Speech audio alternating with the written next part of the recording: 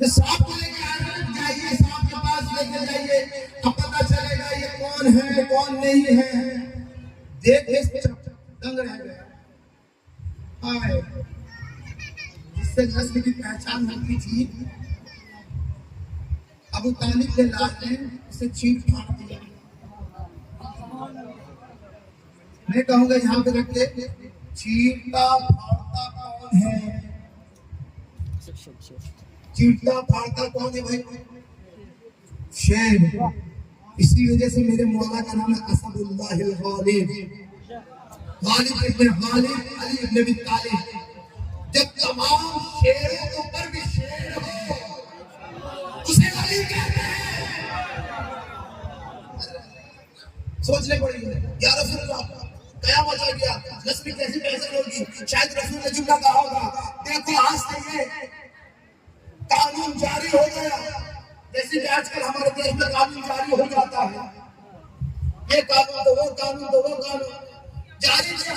देखो आज से जो भी बच्चा पैदा होगा, वो अगर अली से मोहब्बत करेगा वो हलाली होगा, जो बुरा करेगा वो हरामी होगा।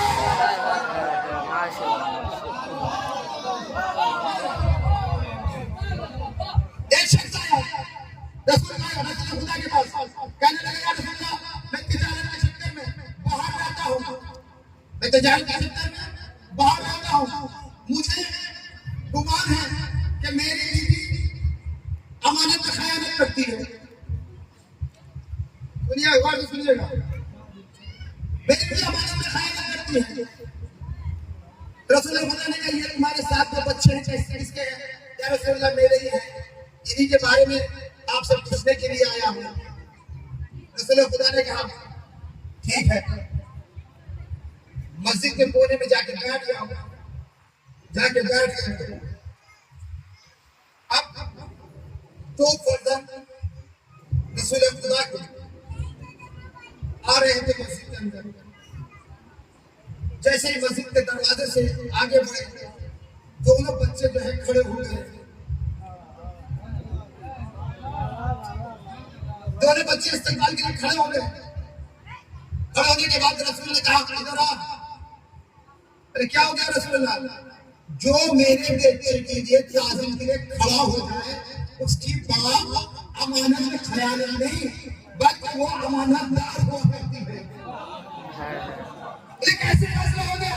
तो देखो, जो मासूम के लिए खड़ा हो जाए वो हलाली हो जाए, और जो सैयदा के दरबार में बुलाने के बाद बैठा रहे, चाहे कितना बड़ा अली महमूद हो, पता चलता है जो मासूम के लिए खड़ा हो हलाली हो जाए, जो मासूम की जो माँ उसके इस्तेमाल के लिए खड़ा हो।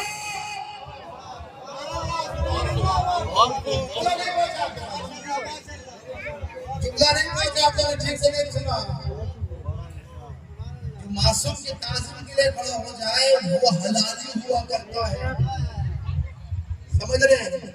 और जो सैयदा को दरबार में बुलाने के बाद भी ताज़ीम ना करे, कि सैयदा मासूमा है, उसकी ताज़ीम क्या करे?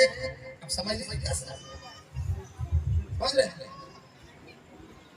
मासूम के लिए नस्ल की तहारत की जरूरत पड़ती है, साथ में खून की तहारत की जरूरत पड़ती है, समझ रहे हैं? और अली की चाहत के लिए दूध का पाक होना जरूरी है, समझ रहे हैं?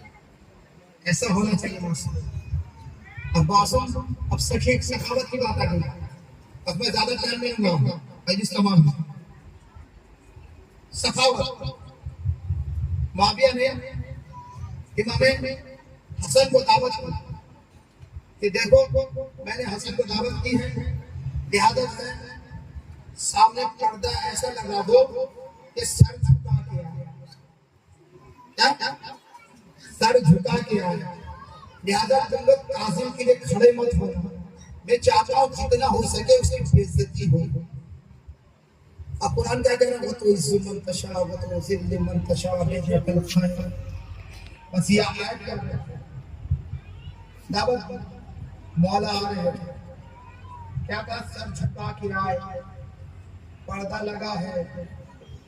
मौला जैसे दरवाजे के पास आए, हवा चली, पर्दा ऊपर हो गया। मौला सब भागे अंदर गए, सबको कहा कि बैठे रहना, बेइज्जती करनी है। जैसे ही उसने जलाल देखा, सब के सब खड़े हो गए। माविया देखते रह गया, अरे बड़े बेटा तुमको खड़े होने के लिए, बैठने के लिए, तो क्या करे, हसन का जलाली ऐसा है कि हम उठने पे खड़े होने पर मजबूर हो गए। ठीक है चलो, यहाँ से हम बात बर्दाश्त हो गई, बातचीत करने लगे। बातचीत करते करते अपने खजाने से कहा, खजाना लेके आओ, हसन के सामने रख दो। खजान जी ने सोना लाके मौला के खिदमत के पास खिदमत में रख दिया। फिर सारा सोना माविया सोच रहा था कि जिसकी गुलबन में जिंदगी बसर हुई होगी, ये खजाना देखकर लालच में आ जाएगा, मौला के पास पड़ी रही। कहा माविया ने, देखा मैं हिंदा का बेटा हूं। खजाना देने के बाद कहा कि मैं हिंदा का बेटा हूं, कुछ नहीं। मौला खजाना वहीं रखे, आगे बढ़े। बढ़ने के बाद एक शख्स जो उसी बस में मौला का